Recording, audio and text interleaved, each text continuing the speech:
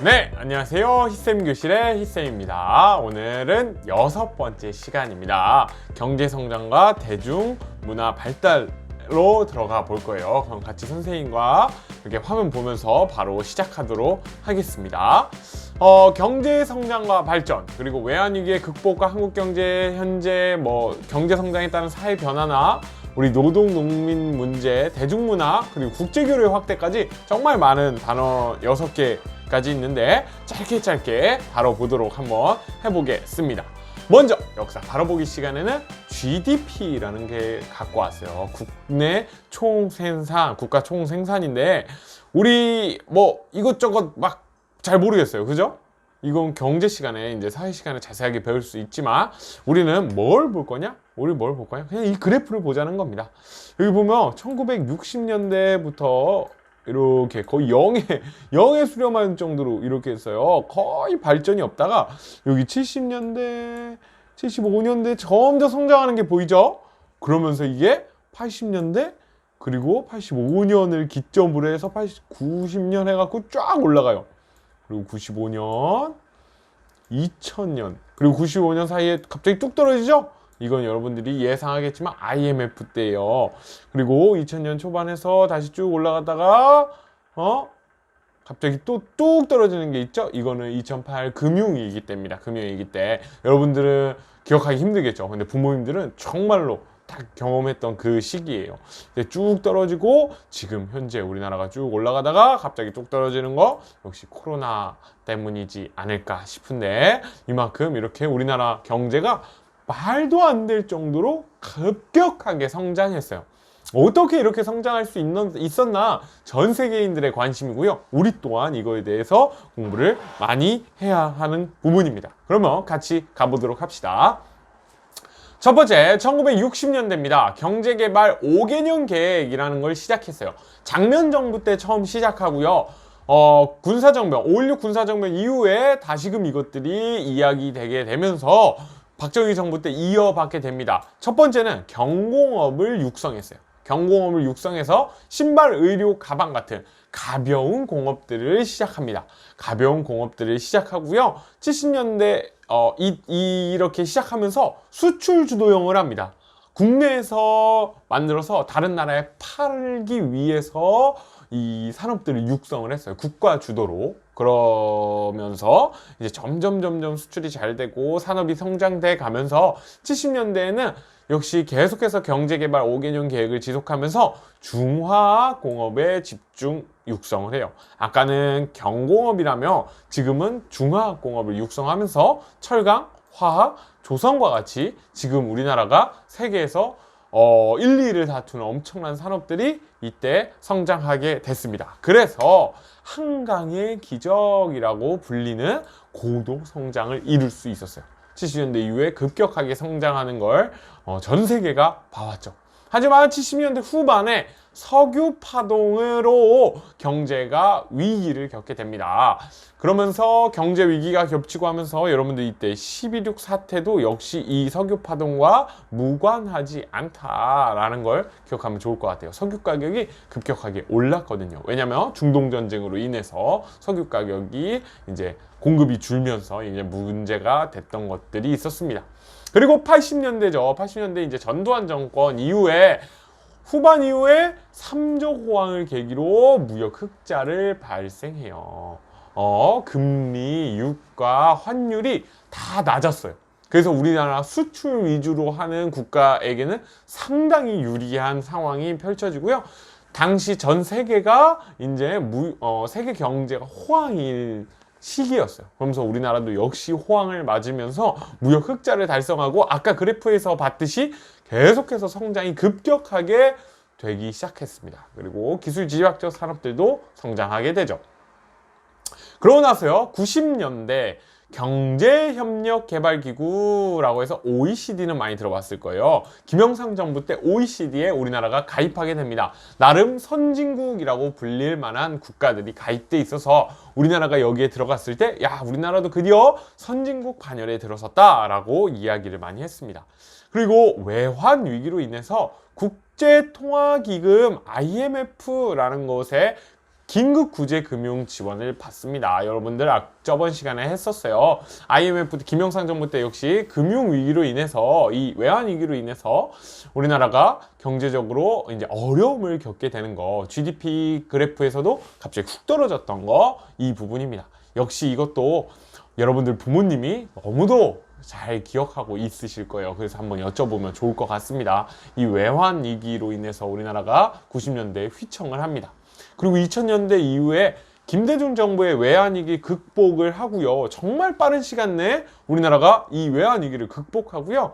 중화학공업과 첨단 산업에서 세계적인 경쟁력을 확보하게 됩니다.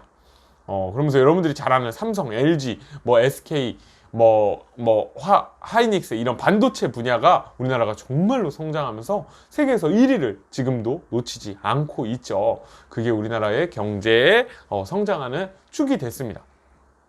이거 보면 어떤 그림이냐? 금모으기 운동입니다. 외환위기 때 우리나라 국민들이 우리 나라 빛을 우리라도 갚자 하면서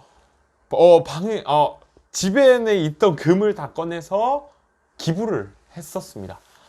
정말로 신기한 것 같아요. 이거는 옛날에 우리 구한말의 국채보상운동과도 연결되죠. 당시 이제 신문에서도 제2의 국채보상운동이다라고 얘기할 만큼 많은 국민들이 이렇게 금 모으기 운동을 자발적으로 했다는 거. 역시 이것도 외환위기를 극복하는데 큰 도움이 되지 않았을까 싶습니다. 선생님 참 신기한 건 우리 민족들은 위기 때마다 국민들이 나서서 이렇게 위기를 극복하려고 하는 것 같아요. 코로나도 역시 마찬가지죠. 여러분들이 항상 마스크를 쓰고 외출을 자제해 주는 덕분에 다른 나라에서도 정말 손에 꼽힐 만한 방역을 잘하고 있잖아요. 그래서 사망자도 많이 나오지 않고 있는 상황입니다.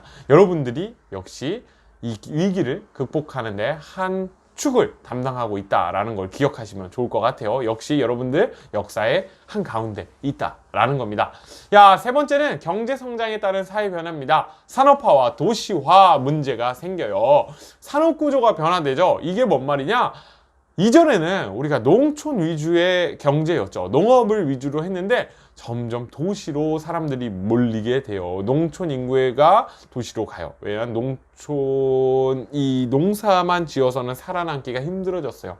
왜냐면 국가에서 곡물 가격을 제한하기 시작했거든요. 왜냐면 산업을 더 육성해야 돼요. 공업을 육성하기 위해서 노동자들이 많이 필요했고 이 노동자들의 임금을 조정하는데 상당히 중요하게 생각을 했어요. 자연스럽게 농촌 인구가 도시로 집중하게 되면서 도시 문제가 발생하게 되죠. 당연히 많은 사람들이 갑자기 도시로 오니까 주택이 없어지고 교통도 문제가 되고 환경 문제도 역시 심각해지게 되죠. 반면 농촌에서는 노동력이 부족하고 인구 고령화 문제 등이 발생해요. 선생님도 지금 여러분들 역시 농촌에 살고 있지만 여기는 그나마 농사 짓는 사람이 많이 안 보이잖아요. 나름 신도시이기 때문에. 근데 선생님은 청양이라는 작은 농촌에서 살았어요. 거기에 어린 아이들 보기도 역시 쉽지 않고요.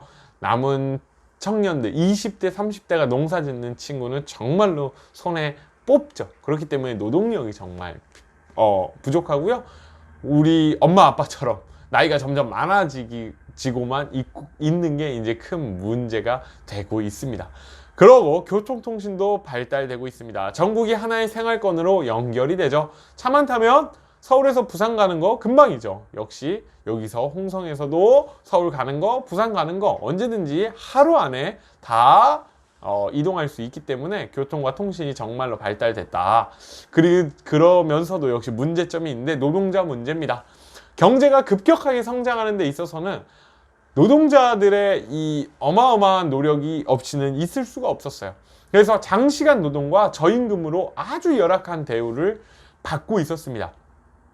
하루 10시간, 12시간, 13시간 이렇게 일을 했었다라는 거죠. 그 단편적인 사건이 이 전태일 분신 사건이에요. 전태일이라는 청년이 여러분 나이 때, 고등학생 때, 중학교 3학년 때 일을 시작해서 지금의 동대문이라는 곳 여러분들 아시죠? 거기서 시다라고 하는 이거 재봉틀 하는 옷 만드는 그런 공장에서 일을 하는데 정말로 열악한 환경이었어요. 그래서 몇 년 동안 일하면서 이 노동운동과 관련돼서 당시 박정희 대통령께 편지까지 쓴 게 이제 남아있을 정도로 열악한 상황이었습니다. 여러분 교과서에도 있으니까 한번 읽어보면 좋을 것 같아요. 이분이 결국 분신을 하는데요. 분신이라는 거는 자기 몸에 기름을 붓고 불로 태워서 불타 죽는 걸 이야기를 합니다. 불타 죽게 되면서 많은 사람들이 여기에 대해서 관심을 갖게 돼요.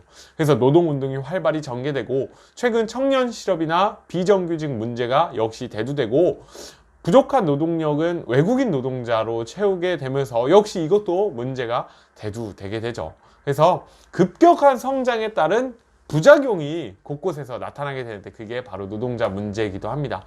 전태일 열사의 어머니가 장례식 때 부둥켜 안고 울고 계시는 장면이죠. 누가 봐도 정말로 가슴 아픈 장면입니다. 꽃다운 나이에 20대 초반에 죽게 됐으니까요. 네. 그러고 나서 대중문화로 넘어가 있습니다. 대중문화는 60년대, 70년대, 90년대 점점 발전하게 되는데 텔레비전 방송을 시작하고 70년대는 청바지와 통기타로 대표되는 청년문화입니다. 이때 저희 아빠도 70년대 대학을 다녀서 사진이 있어요. 청바지 입고 통기타 들고 있는 사진이 있어요. 이 당시 다녔던 분들은 다 있나 봐요. 정말 웃기는데 저희 아빠는 통기타 칠 줄도 모르는데 청바지에 통기타를 들고 찍은 사진이 있습니다. 그리고 80년대 프로스포츠가 출범하게 돼요. 전두환 정권 때죠. 여러분들이 좋아하는 야구!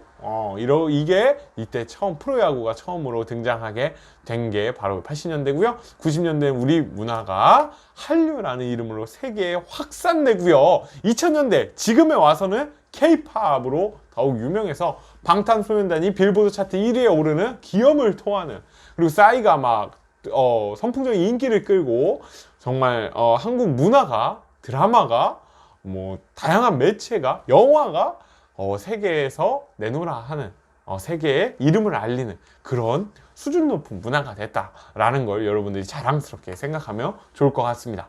교류입니다. 민간 차원에서는 60년대 이후 외국으로의 유학, 이민, 취업이 활발해지고 80년대에는 외국인 노동자나 다문화 가정이 증가하게 되죠. 그래서 지금도 다문화 가정이 우리 사회에 너무 당연하게 있어요. 그건 이상한 게 아니죠.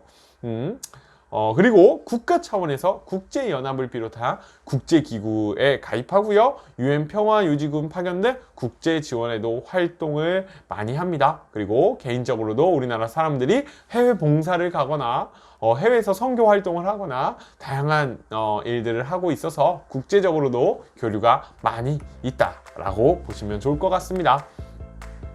이렇게까지 하면요, 우리나라가 성장하게 된 것에 대해서 그 역사적인 사실들에 대해서 봤습니다. 수업 시간에서는 선생님과 같이 이 과정에서 있었던 일들은 우리가 어떻게 볼 수 있을까 더 자세하게 보고 토론할 것들 있으면 토론해보고 하면 좋을 것 같아요. 너무 고생 많았고요. 우리 다음 시간에는 북한에 대해서 이제 보려고 하니까요. 기대를 갖고 보시면 되겠습니다.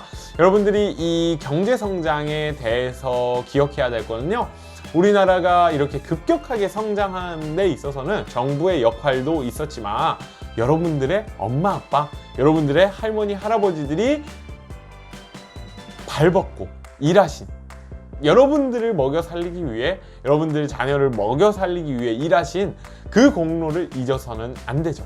그리고 그뿐만 아니라 어두운 면도 존재한다는 걸 꼭 기억하셔야 됩니다. 그렇게 열심히 일하는 데 있어서는요, 자신의 희생이 전제가 돼야 되죠. 정말로 열악한 노동 환경에서도 버티면서 갔던 것들, 여러분들 먹여 살리기 위해, 개인이 더 열심히 살기 위해 노력했던 것들을 꼭 기억하셨으면 좋겠어요. 두 가지 면을 다 잊으시면 안 됩니다. 이 두 가지 면에 대해서 우리 선생님과 같이 더 깊게 보도록 하면 좋을 것 같아요. 그럼 고생 많았고요. 우리 다음 시간에 만납시다. 안녕.